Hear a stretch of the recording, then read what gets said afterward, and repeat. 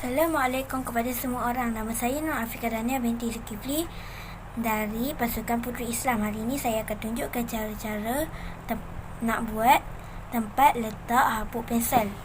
Kena ada gunting, marker, pembalut, selotip, botol, pisau. Okey. Dan langkah pertama, ambil botol, buat bentuk yang anda suka pada botol. Kemudian, ambil pisau. Sila berhati-hati ya, sebab pisau ni tajam. Potong pada bentuk yang anda buat. Ketiga, ambil pembalut, balut pada botol. Kemudian ambil hiasan, lekat pada botol. Okey, sekarang dah jadi. Kita dapat guna botol ni.